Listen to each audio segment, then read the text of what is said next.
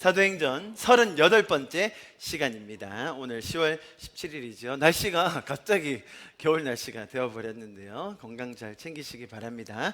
오늘 본문이 꽤 깁니다. 10장 중반부터 시작해서 10장 전체를 다 오늘 보게 됐는데요. 내용이 연결되기 때문에 오늘 한 번에 다 보도록 하겠습니다. 설교 중간중간에 진행하면서 나눠서 다 읽도록 하겠습니다. 자, 10장에 들어와서 저희가 베드로와 또 고넬료 이야기를 저희가 같이 보고 있습니다. 두 사람을 통한 하나님께서 주시는 이 메시지가 무엇인지를 잘 배우고 있습니다. 먼저 고넬료 이야기를 통해서는 저희가 뭘 배울 수 있었습니까? 정말로 이 고넬료라는 사람 신심이 특출난 사람이었습니다. 신심. 왜 그랬죠? 항상 기도하는 사람이라고 했었어요. 그럼에도 불구하고 그렇게 신심이 뛰어나도 혹은 가족 포함 주변 사람들에게 정말 명망받고 존경을 받는 사람이었죠. 그런 사람이라 할지라도 고넬료라는 사람에 대한 평가는 성경은 다르게 하고 있다는 거예요.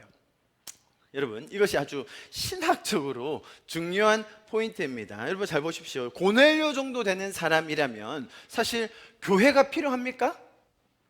복음이 필요한가요?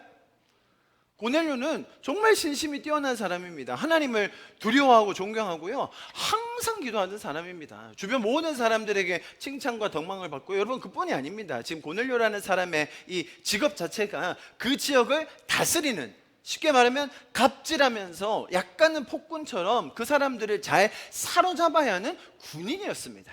거기서 소요가 일어났을 때, 폭동이 일어났을 때 진압해야 되는, 왜냐하면 피지배국이니까요. 그러니까 계속 평소부터 무섭게 그 사람들을 거칠게 대해야 하는 것이 이 사람의 직업인데, 그 지배를 받는 민족에게 존경을 받았던 사람이라니까요. 단순히 인품만 좋은 게 아니라 종교성에다가 가족관계까지 좋은 이런 사람입니다.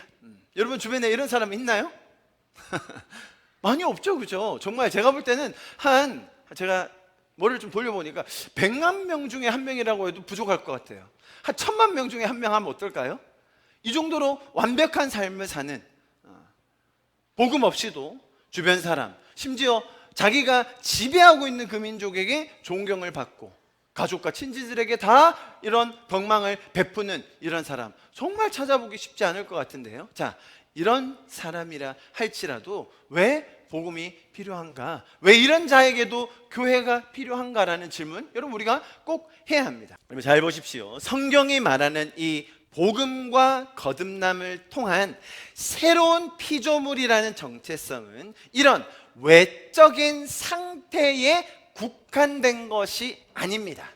자, 다시요. 보세요. 복음이 설명하고 우리가 교회를 신앙을 하면서 진리로 믿고 있는 이것은, 거듭남과 또 새로운 피조물이라는 정체성은 이런 외적인 상태, 보여지는 것만으로 국한된 것이 아닙니다. 그러면 외적인 모습이 아무 때나 살아도 되는 겁니까? 그 말하는 게 아니에요. 여러분, 복음이 들어오면 우리의 외적인 모습이 변화되게 됩니다. 그것을 통해 사실 우리 스스로가 먼저 놀라게 되죠.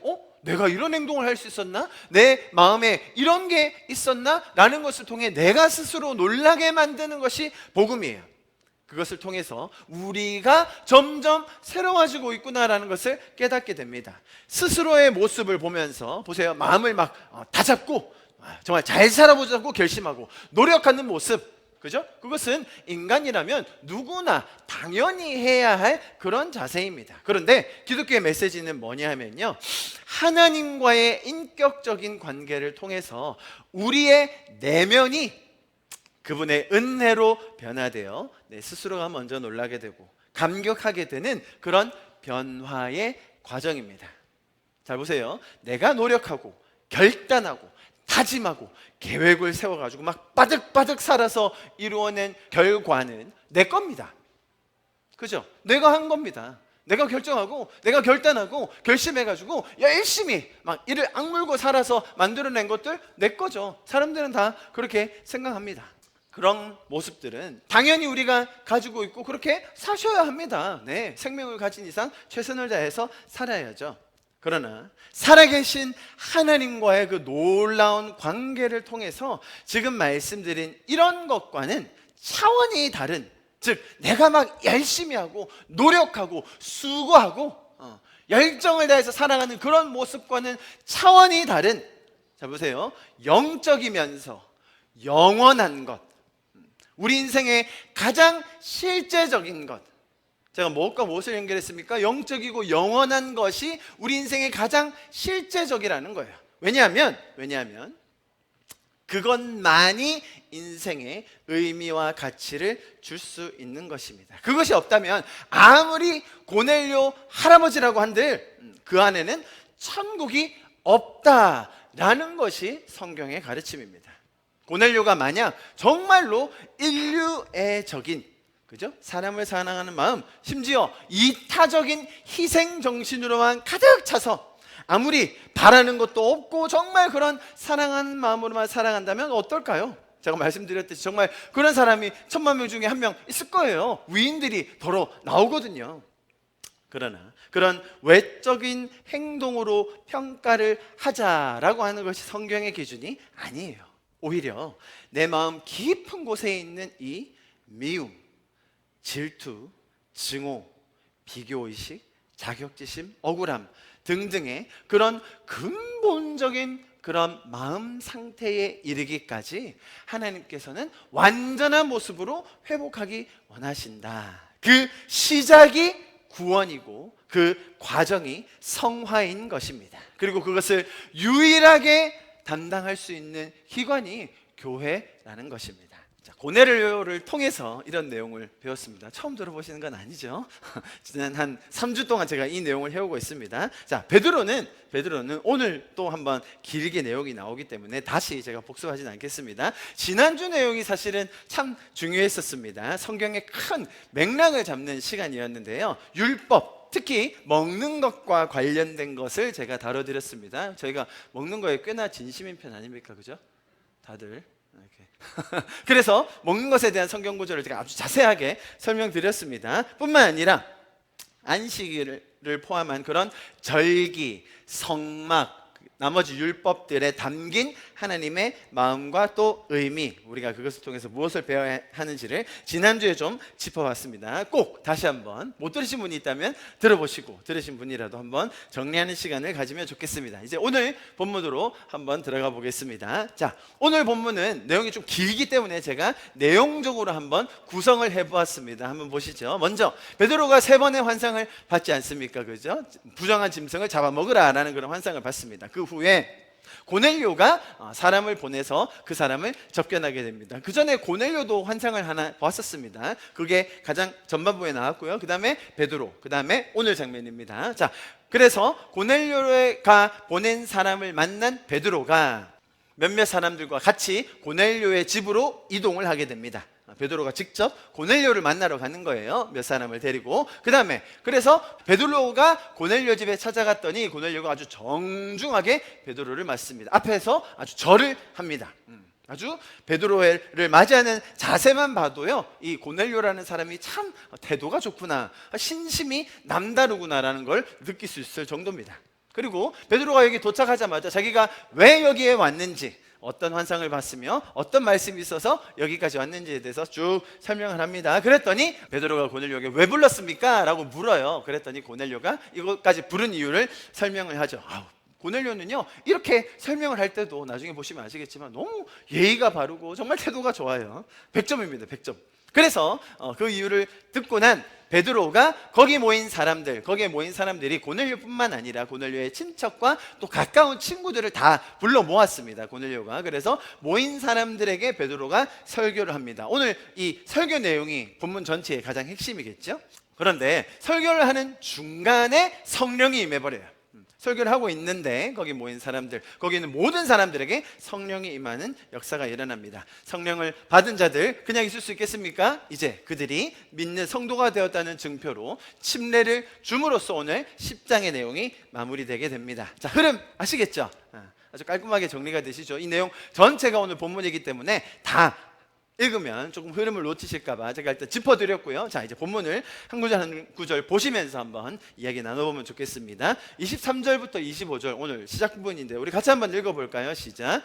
베드로가 불러들여 유숙하게 하니라. 이튿날 일어나 그들과 함께 갈새 요바에서 온 어떤 형제들도 함께 가니라. 이튿날 가이사랴에 들어가니 고넬료가 그의 친척과 가까운 친구들을 모아 기다리더니 마침 베드로가 들어올 때에 고넬료가 맞아 발 앞에 엎드려 절하니. 아멘. 보시듯이 고넬료는 참 태도가 좋은 사람입니다. 신심은 말할 것도 없고요, 주변 사람들을 챙기는 것까지 다 갖춘 사람인 것 같아요. 자기만 듣는 것이 아니라 자기의 가족과 친척들과 가까운 사람들까지 다 불러서 중요한 이야기니까, 너무 소중한 이야기니까 우리 같이 듣자 하고 불러 모았던 것입니다. 여기 엎드렸다라는 표현이 나와 있죠. 이것은 신에게 예배한다라는 단어와 같은 단어예요. 자, 이렇게 했던 이유는 아주 특출난 고넬료의 신심 때문이었습니다. 33절, 오늘 본문 중에 한 구절입니다. 이렇게 나와 있습니다. 내가 곧 당신에게 사람을 보내었는데 오셨으니 잘하셨습니다. 지금 베드로에게 설명하는 거예요. 고넬료가 우리는 주께서 당신에게 명하신 모든 것을 듣고자 하여 다 누가 앞에 있다고요? 하나님 앞에 있나이다. 무슨 말이에요? 자, 여러분, 당시의 고대 신관에서는 인간이 신을 독대한다 이런 건 없었습니다. 누가 있었습니까? 신의 말을 대리해 줄 사람, 대언해 줄 사람, 선지자 등이 있었고, 그런 사람은 마치 신처럼 모시는 것이 당연한 전통이었습니다. 그래서 베드로가 왔을 때 당연히 신의 말씀을 전해주러 온 그 신이 여호와 하나님인지 예수 그리스도인지 그런 개념은 아직은 없습니다. 그죠? 고넬료는 아직 몰라요. 그러나 어쨌든 환상을 받고 그 환상을 통해 사람을 보냈고 또 직접 오셨으니 이분은 누굽니까? 신의 말씀을 나에게 전달해 주실 신과 같은 존재이기에 넙죽 엎드려 절을 한 겁니다. 너무 태도가 좋지 않습니까, 여러분? 그 동기가 어떻든 간에 이 사람이 가졌던 이런 태도, 이 사람이 사람을 대하는 방식은 너무나 탁월하고 너무 당연한, 너무 놀라운 방식임을 우리가 알 수 있어요. 이해하시겠죠? 자, 다음 장면으로 넘어갑니다. 25절까지 읽었습니다. 26절, 베드로가 이렇게 이르되 일어서라, 나도 사람이라 하고. 베드로는 이해를 하는 거예요. 당시의 신관과 당시의 종교들이 어떻게 하는지를 아니까 이 사람이 자신한테 넙죽 절하는 것이 마치 신을 대하듯이, 신의 대리자를 대하듯이 하는 것을 알기 때문에 이렇게 세우면서, 베드로는 신이 아닌 것 정도는 압니다. 여러분, 베드로도. 그래도 명색이 베드로인데요. 일어서십시오. 제가 신은 아닙니다. 나도 똑같은 사람이라 하고, 더불어 말하며 들어가 여러 사람이 모인 것을 보고 이르되. 자, 여기서부터 같이 한번 읽어봅시다. 28절, 유대인으로서 시작. 유대인으로서 이방인과 교제하며 가까이 하는 것이 위법인 줄은 너희도 알거니와 하나님께서 내게 지시하사 아무도 속되다 하거나 깨끗하지 않다 하지 말라 하시기로 부름을 사양하지 아니하고 왔노라. 묻노니 무슨 일로 나를 불렀느냐. 여러분, 저도 아무래도 앞에 서서 이야기할 때가 많지 않습니까? 뭐 강의를 한다든지 설교를 한다든지 심지어 뭐 영업을 할 때도 있는데요, 사람을 만나서 뭔가 의미 있는 관계를 만든다든지 아니면 친교적인 시간을 가지더라도 의례 처음에 하는 말들이 있거든요. 여러분, 교수님 요즘 왜 이렇게 젊어 보이세요? 혼자 몰래 뭐 먹고 계신 거 아니에요? 우리도 좀 비법 좀 알려주셔요. 자, 여러분, 교수님이 기분이 어떠시겠어요? 내 비밀을 어떻게 알았지? 기분이 좋겠죠. 그냥 젊어 보인다고 그냥 립 서비스 하는 거지만 그런 걸 통해서 대화를 이끌어가는 거죠. 그것이 설교건, 제가 설교할 때 막 처음부터 막 그렇게 엄청 심하게 막 때리진 않잖아요. 그죠? 도입부가 있고 기승전결이 있는 겁니다. 자, 그런 프리젠테이션, 스피치적인 면으로 봤을 때 지금 이 베드로의 말 빵점입니다. 빵점. 이 낙제 줘도 아까운, 도대체 무슨 생각으로 대화를 하는 건지. 자기가 갑이면 다예요? 그죠? 아무리 갑이라도 좀 이런 식으로 인사라도 좀 하고 누군지라도 좀 묻고 그래야 될 거 아닙니까? 그런데 첫 마디가 뭐예요? 내가 여기 오는 거 위법인 거 당신 모르죠? 나 진짜 오기 싫었는데. 지금 이 말도 안 느껴지세요? 유대인으로서 이방인과 교제하며 가까이 하는 것이 위법인 줄 너희도 알거니와. 사실 고넬료는 몰라요, 여러분. 고넬료 입장에서 이런 베드로 같은 하찮은 인간 관심 없습니다, 여러분. 안 그렇습니까? 고넬료는 지금 로마 군대의 장교입니다. 맘만 먹으면요, 베드로 같은 놈은 그냥 바로 깜빵에 넣을 수 있어요. 일도 아닌 거예요. 그런데 그런 고넬료는 넙죽 엎드려서 절을 했는데 베드로 나 정말 여기서 이제 살짝 열받고 이제 뒤로 가면 이제 확 때리고 싶은 장면이 나와요. 오늘 베드로 설교에서 정말 자신의 마음은 내키지 않았는데 어쩔 수 없이 이끌려 왔다라는 그런 베드로의 마음을 표현하는 것을 볼 때 참 안타까워요. 세상적인 상황에서도 사실은 예의를 차리고 서로의 안부를 묻고 인사치레를 하는 것이 당연한 것이지만 베드로에게는 그런 게 전혀 없었습니다. 베드로가 가지고 있던 이 종교적인 우위, 이 권위적인 특권의식이 베드로 몸에 깊게 배겨 있는 것입니다. 그래서 사실 믿는 성도로서 베드로가 고넬료를 대하는 이런 태도를 보면 참으로 민망합니다. 우리가 살면서도 교회들을 볼 때 또 성도들을 볼 때 그런 마음 많이 느끼시죠? 딱 베드로가 지금 그런 마음입니다. 정말로 가면 안 되고 가기 싫었는데 등 떠미셔서 왔다. 그 말 안 해도 되거든요, 사실. 자, 그랬더니 고넬료의 대답이 참 또 고넬료 어쩜 이렇게 마음이 좋은지. 고넬료가 이렇게 대답합니다. 고넬료가 이르되 내가 고넬료는 지금 엄청 기대하고 지금 신이 난 상태거든요. 제가 나흘 전에 이맘때 집에서 제 구시 기도를 하는데 항상 기도하는 사람이지 않습니까? 갑자기 한 사람이 빛난 옷을 입고 내 앞에 서서 말하되 고넬료야 하나님이 내 기도를 들으시고 내 구제를 기억하셨으니 그 사람을 요바에 보내어 베드로라 하는 시몬을 청하라. 그가 바닷가 무두장이 시몬의 집에 유숙하느니라 하시기로 내가 곧 당신에게 사람을 보내었는데 오셨으니 잘하였습니다. 참 말도 좀 이렇게 잘하나요? 이제 우리는 주께서 당신에게 명하신 모든 것을 듣고자 하여 다 하느님 앞에 있나이다. 베드로가 낙제 점수였다면 고넬료는 무조건 A뿔입니다. 이건 뭐 논리, 예의, 태도, 신심이 다 합쳐져서 100점 줘도 아깝지가 않습니다. 그렇죠? 이제 고넬료와 베드로의 지금 자세 자체가 어떻게 지금 시작하는지 이들의 말투를 통해서 저희가 충분히 볼 수 있는 것 같아요. 자, 이제 베드로의 설교가 시작됩니다. 장면의 전환 이해하시겠죠? 지금 어떤 일이 있음으로써 오늘 여기 이 장면까지 오게 되었는지를 여러분 보셨습니다. 이제 베드로가 설교를 할 겁니다. 자, 여기까지 가기 전에 잠깐 멈추고요. 일단 저희가 이런 맥락을 잡고 가면 베드로의 관계, 또 베드로와 고넬료의 관계, 그리고 베드로의 어떤 태도, 고넬료가 가지고 있는 마음들을 우리가 충분히 이해할 수 있습니다만 그것 없이, 맥락적인 부분 없이, 자, 베드로가 설교한 구절입니다 라고 하면 일반적으로 많은 분들이 베드로가 설교한 구절이구나. 그러면 어떻게 해야 돼요? 당연히 아멘 하고 받아들이고 그 장면을 우리가 마음에 새겨서 그대로 따라 살아야겠다라는 태도로 듣기가 쉬워요. 자, 여러분, 지금까지 사도행전에서요 베드로가 2번 정도 설교를 했었습니다. 거기서는 그러했었어요. 베드로의 설교를 통해 많은 사람들이 변화되었고요, 베드로가 복음을 전하는 장면들이 있었습니다. 그런데 그렇게 했던 베드로라 하더라도 이 말을 보면서 우리가 여기에 담긴 진심이 뭔지, 어떤 뜻으로 말하고 있는지를 잘 구별해야 합니다. 단순히 사도 베드로가 이야기하신 설교인데 우리가 감히 어디 거기 토를 다냐고 그렇게 하기 시작하면 굉장한 오해를 낳게 돼요. 자, 그 시작점을 한번 볼까요? 우리 같이 한번 읽어보겠습니다. 제가 말씀드린 그런 것들을 잘 기억하시고 두 가지 면을 같이 보시면서 내가 만약에 이 전반에 설명을 못 들었다면 어떻게 생각했을까? 그렇다면 진짜로 담긴 뜻은 뭘까? 한번 잘 생각하시면서 읽어보십시오. 34절 35절 시작. 베드로가 입을 열어 말하되, 설교 시작하는 거예요. 굉장히 진지한 모드로 정말 중요한 얘기를 할 때 이런 표현을 쓰는 거예요. 입을 열어 말하되 시작. 내가 참으로 하나님은 사람의 외모를 보지 아니하시고 각 나라 중 하나님을 경외하며 의를 행하는 사람은 다 받으시는 줄 깨달았도다. 그냥 아멘이 되시죠? 이 말 맞는 거 아닙니까, 여러분? 자세히 보십시오. 함정이 있습니다. 이 말만 딱 보면 당연히 맞는 말 아니고 하나님은 그렇게 하시는 거 아닌가? 라는 생각이 확 드시죠.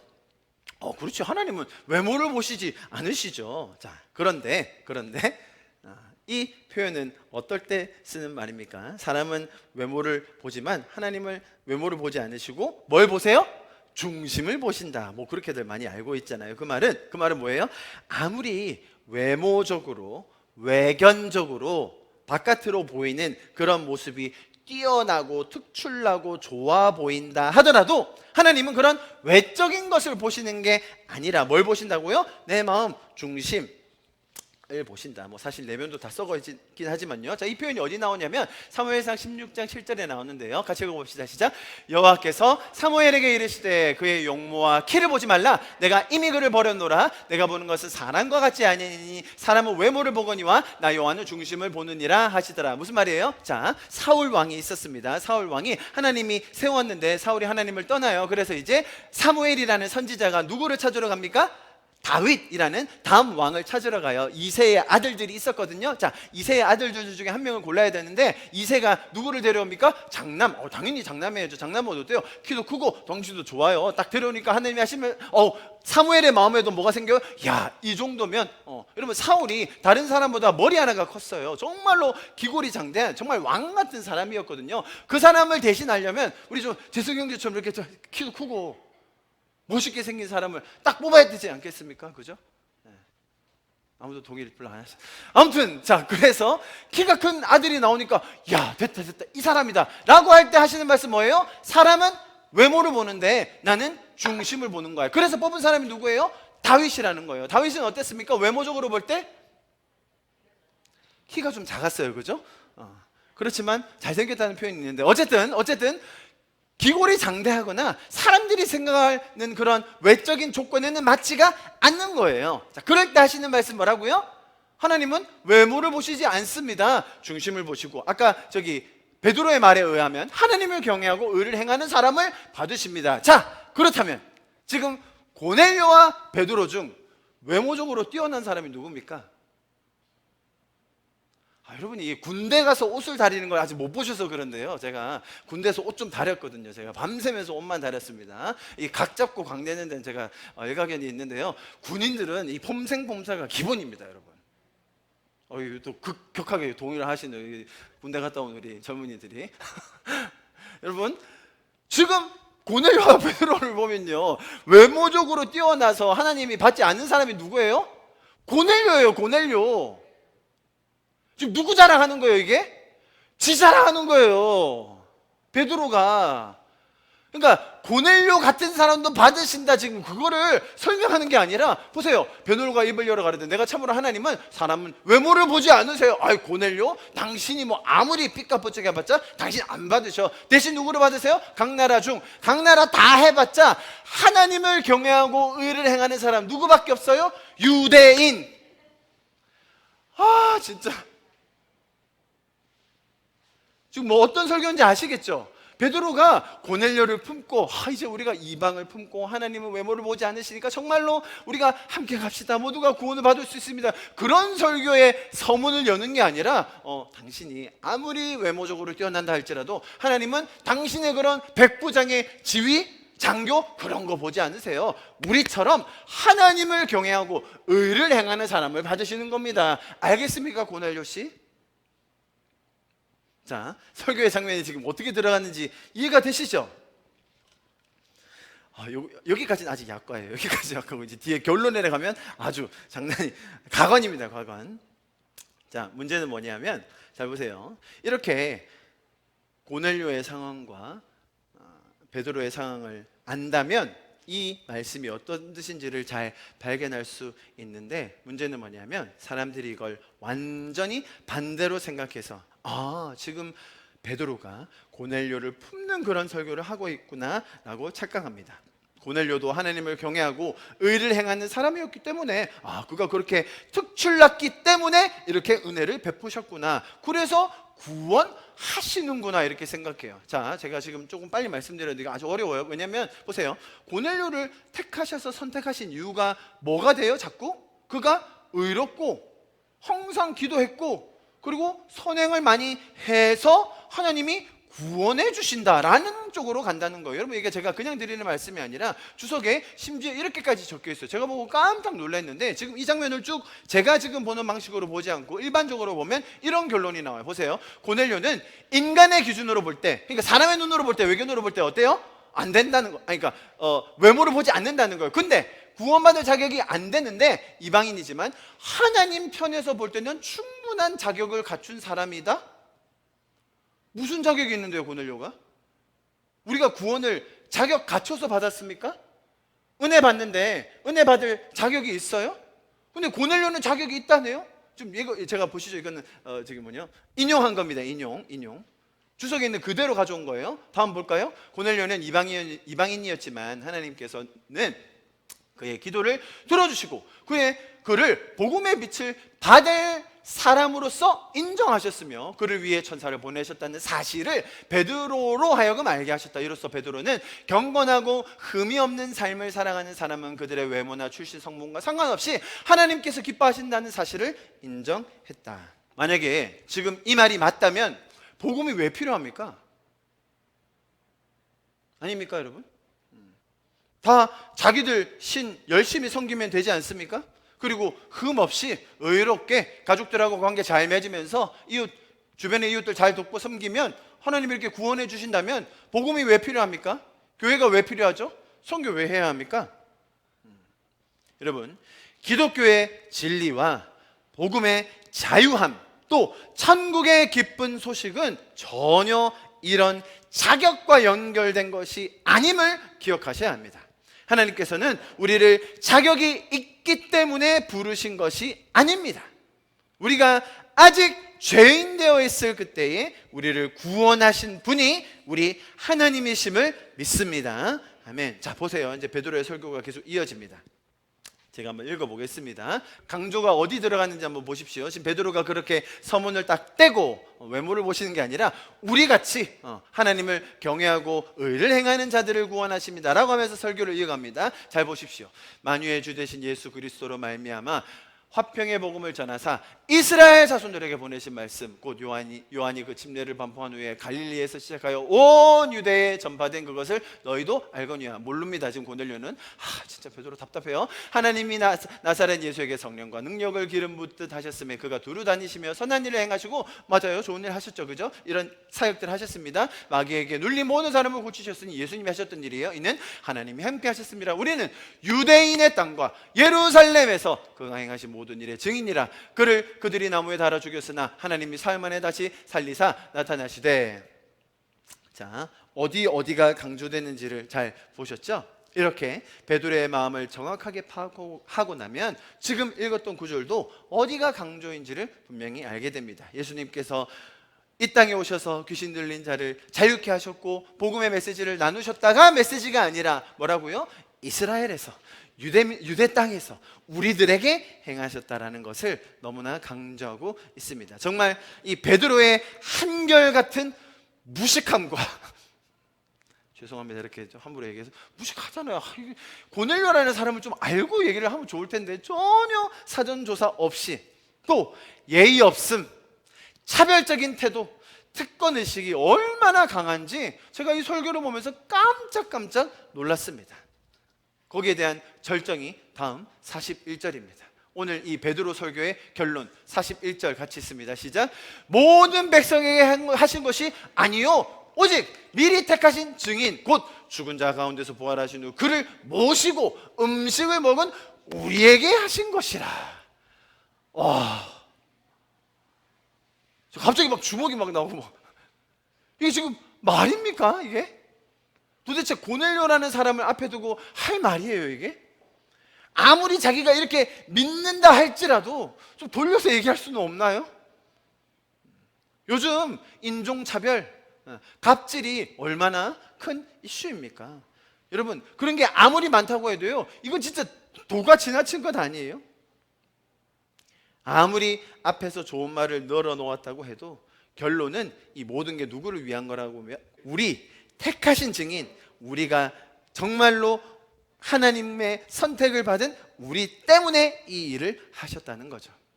참 베드로 그를 모시고 음식을 먹은 우리에게, 우리가 당신이 그렇게 군복 입고 멋져 보이지만요, 제가 이래봬도 예수님과 겸상을 한 사이라니까요.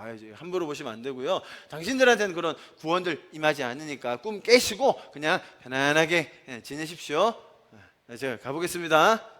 참 너무나 안타까운 베드로의 마음입니다. 그 뒤에 쭉 이어서 또 이야기합니다. 42절 우리에게 명하사 백성에게 전도하되 하나님이 살아있는 자와 죽은 자의 재판장으로 정하신 자가 곧 이 사람인 것을 증언하게 하셨고, 이제 막 주저리 막 이제 아는 거 얘기하는 거예요. 그에 대해 모든 선지자도 막 다 증언했고요. 그를 믿는 사람들이 다 그의 이름을 힘입어 제사함을 받는다 하였느니라. 그래가지고 막 계속 말하려고 했거든요. 지금 막 쏟아놓고 있어요. 주저리 하면서 이제 막 예수님의 사역 쭉 얘기하고 막 이제 무용담을 딱 늘으려고 하는 순간, 자 보세요. 43절에서 바로 이어지는 장면 44절 읽어봅니다. 44절 시작. 베드로가 이 말을 할 때에 성령이 말씀 듣는 모든 사람에게 내려오시니. 여러분 이거 정말 재밌는 장면이에요. 어떤 성경 번역본들은 보면 아까 43절에서 겹다운표로 베드로가 말을 마무리했다고 나오는데, 44절에 보면 이게 무슨, 원어적으로 보면 무슨 뜻이냐면 말을 끊고 말 중간에 그냥 훅 들어오신 거예요.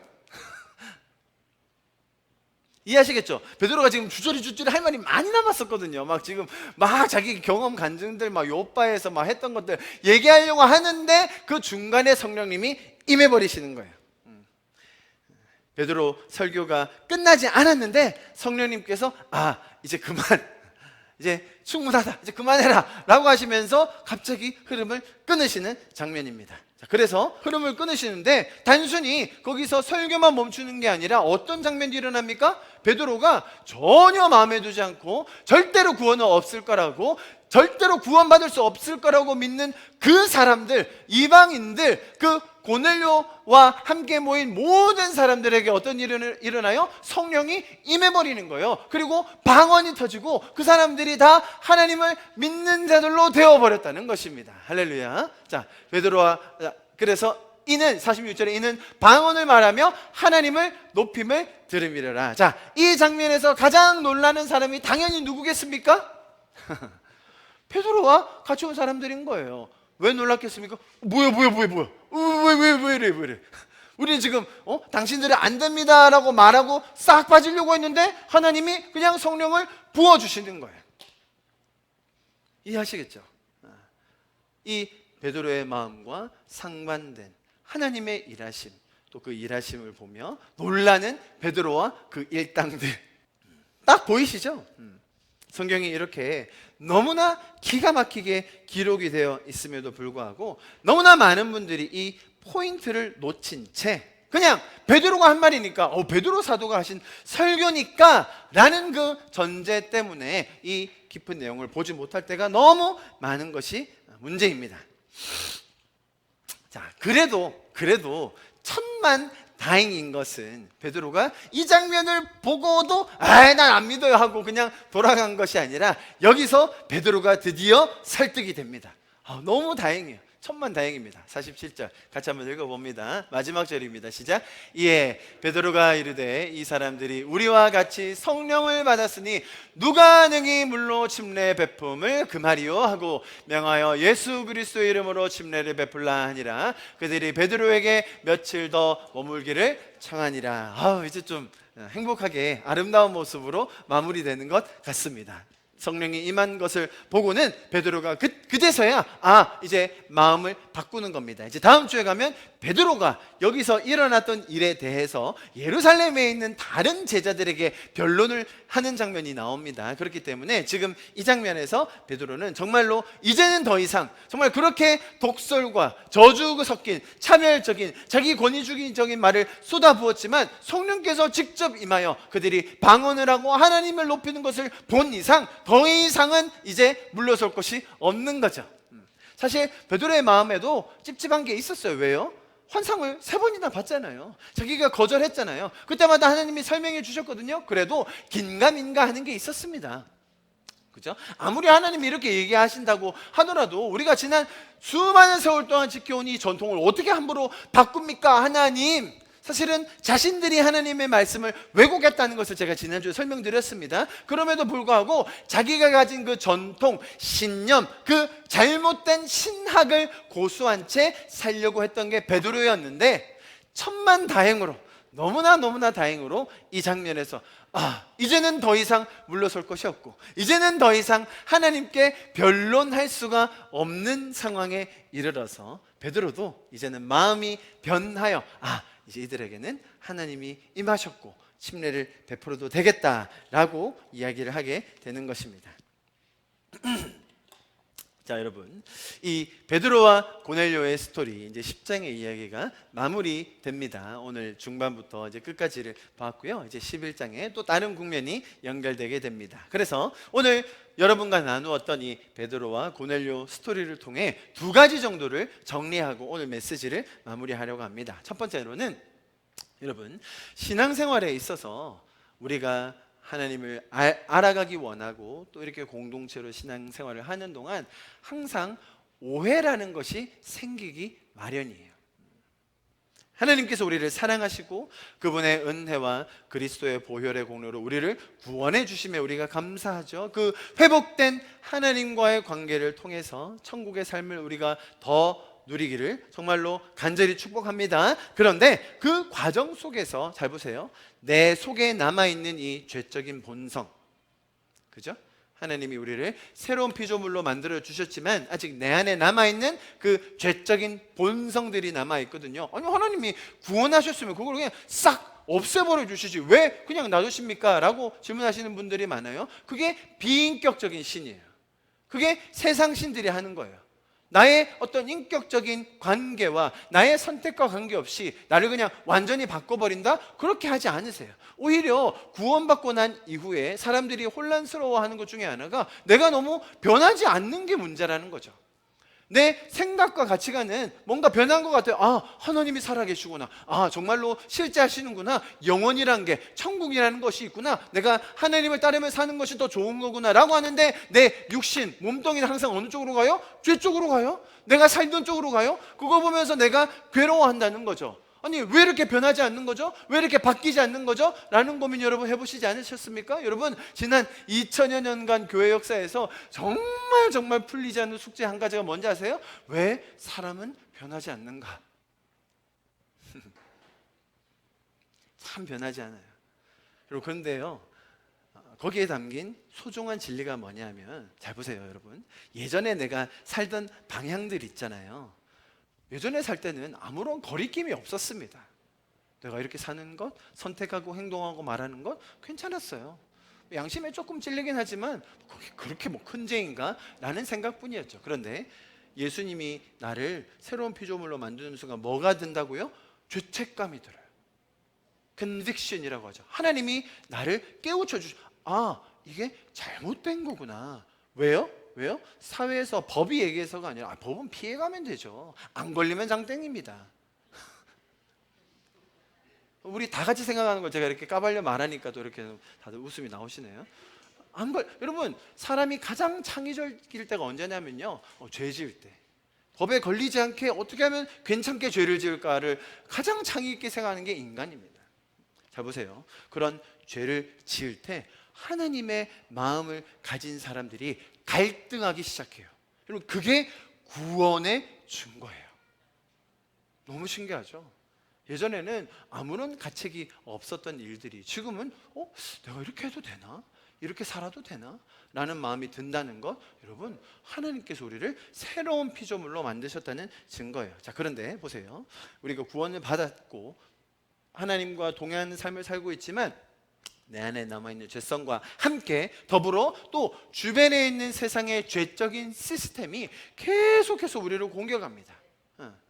유혹을 하고 시험을 주고 거짓말을 하고, 그게 세상에, 우리 주변에 있는, 여러분, 세상이라는 것은 죄의 집대성입니다. 죄의 시스템이 한결같이 똘똘 뭉쳐서 그 어둠의 세력으로 우리를 공격하는 게 세상이에요. 자, 보세요. 내 안에서 올라오는 이 잘못된 죄적인 본성, 또 세상이 우리를 공격하고 속이고 유혹하는 그 공격에 이르기까지 두 가지가 함께 가니까 보세요. 진리와 구원과 은혜의 말씀은 너무나 심플하고 너무나 명백하고 우리를 천국의 길로, 생명의 길로 인도하려고 하지만 어찌된 영문인지 우리 안에 너무나 많은 오해들, 억울함들, 분노, 답답함들이 생기게 된다는 거예요. 그게 오늘 베드로의 모습이었다는 겁니다. 스스로는 하나님을 잘 따른다고 생각했습니다.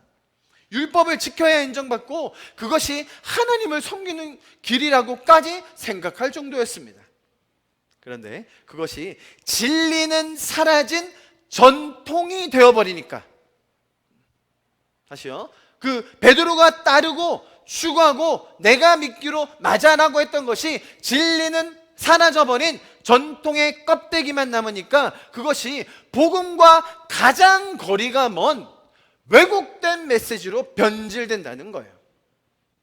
선민으로서의 이 특권의식, 바로 예수님 곁에 있었던 사도로서의 그 우월감, 나 정도는 돼야 이런 일을 할 수 있는 거야 라고 하는 교만함, 얼마나 복음의 메시지와 반대되는 내용들입니까?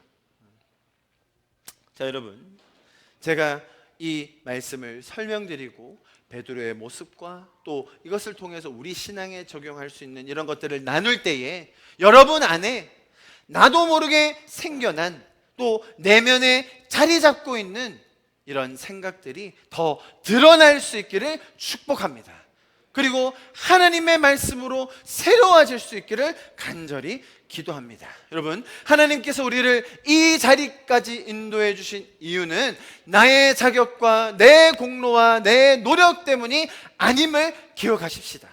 오히려 그런 와중에 더 많은 죄 속에서 신음하고 방황하던 우리를 불러주신 하나님을 찬양합니다. 자격을 더 갖춰야 한다는 압박, 선한 행동을 통해 인정받아야 한다는 그런 부담감, 혹은 하나님에 대해 가지고 있는 오해, 상처 등이 있다면 여러분, 이처럼 끝까지 포기하지 않으시는 하나님의 열정을 통하여서 하나님께서 우리를 향하여 가지신 그 원형의 모습을 회복해 가시는 저와 여러분 될 수 있기를 간절히 축복합니다. 자, 첫 번째로 신앙생활에서 이런 오해가 생길 수 있다. 그런데 오해가 생기게 되면 그것이 그냥 단순히 조금 왜곡하는 것이 아니라 복음과 가장 멀리 떨어진 정말 너무나 철저하게 왜곡된 메시지로 나올 수 있음을 우리가 자각하고 인지하여서 우리의 마음이 날마다 말씀으로 새로워지기를 바랍니다. 자, 두 번째로 보세요.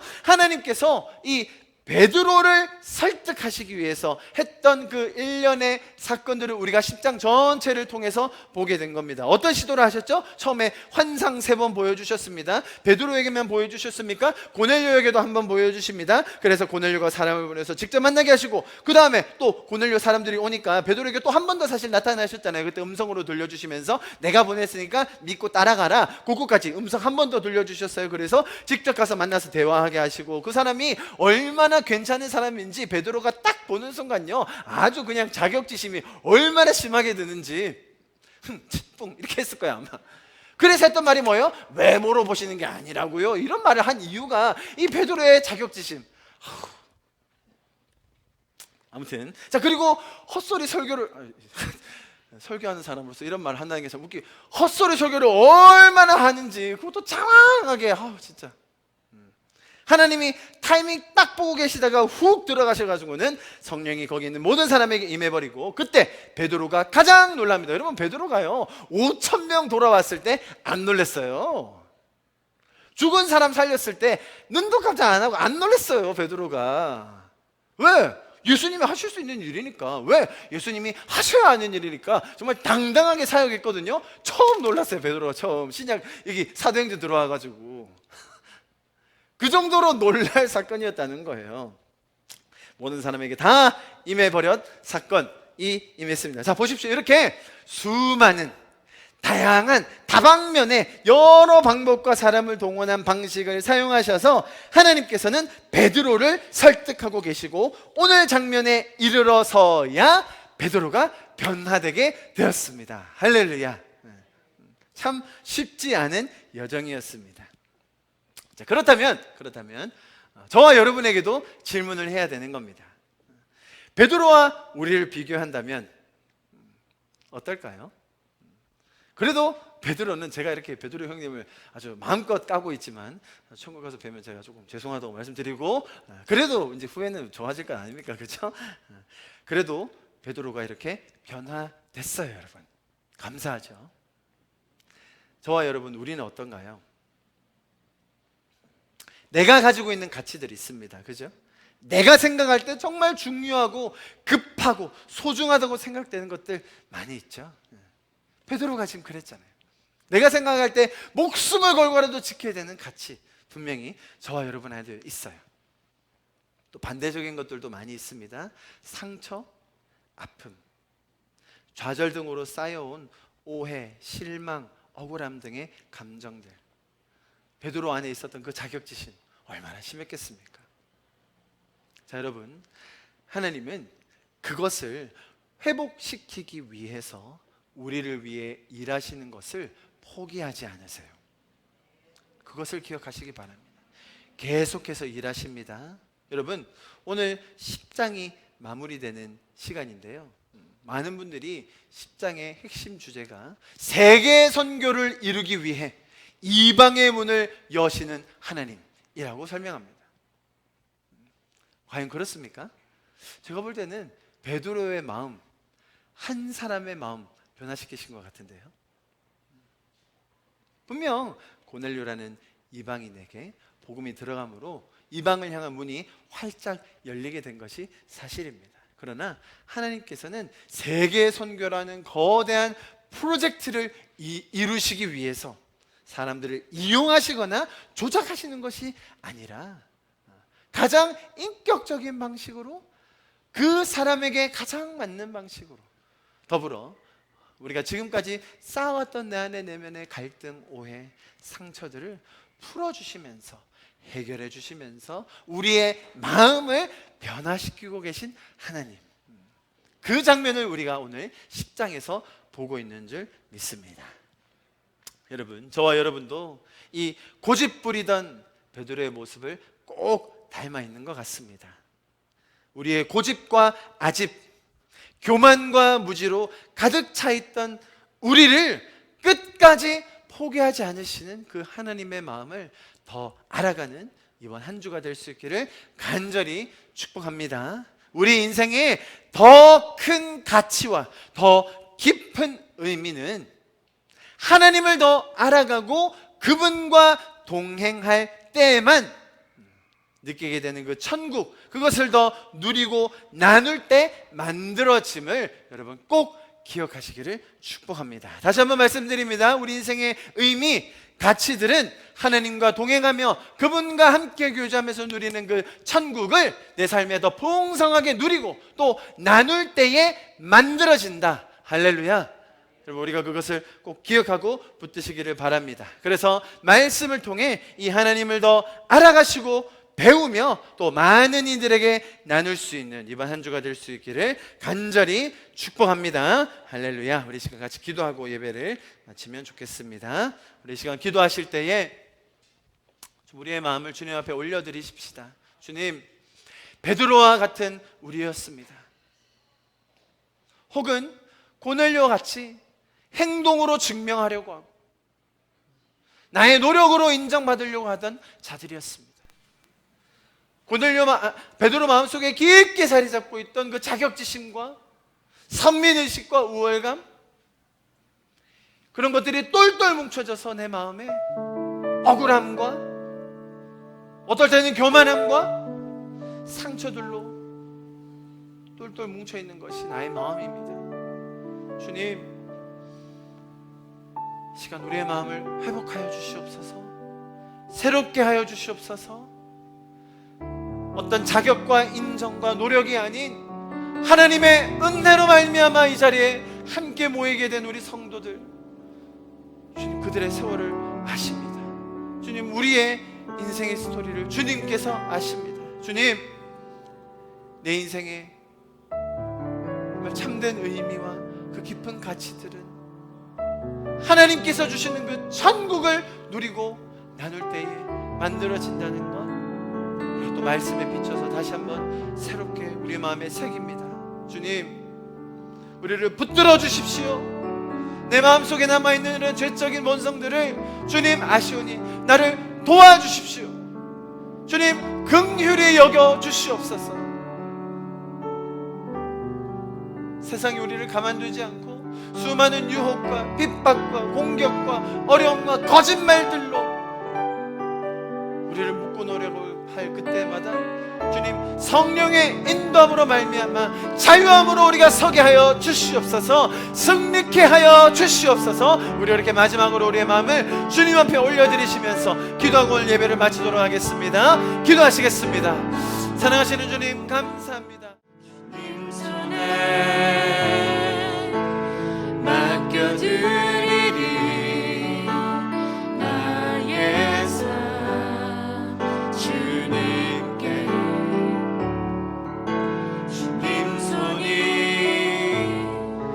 나의 삶 붙드네 나 주의 것 영원히.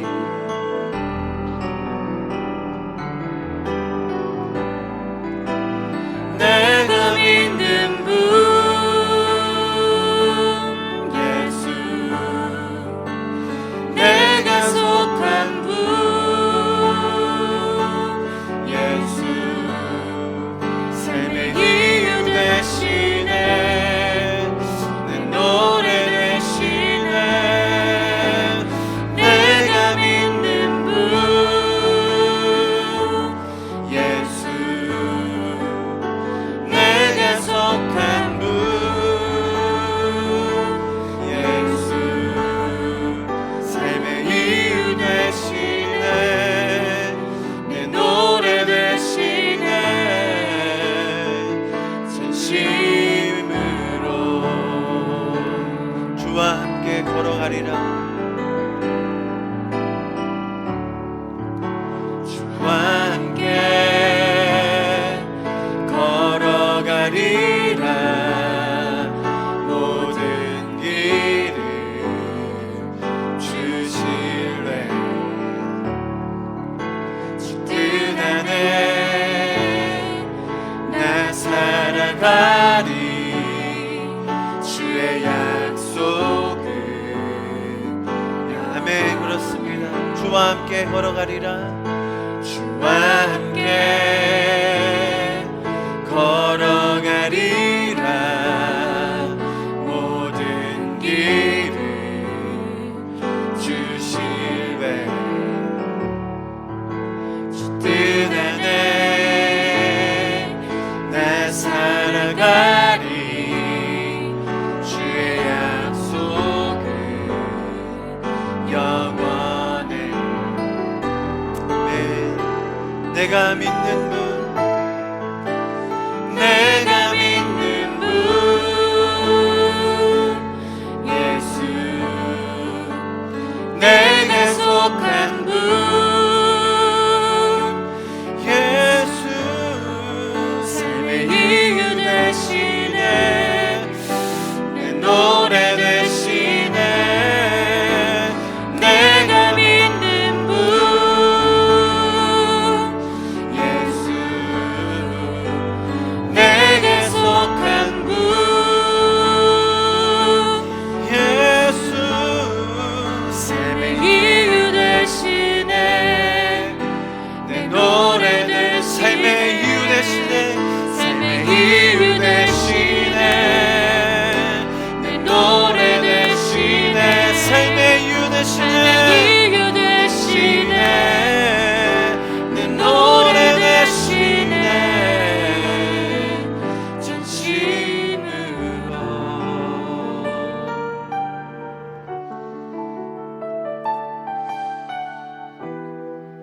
주님께서 주신 이 너무나 놀랍고 간결하고 깊은 이 메시지,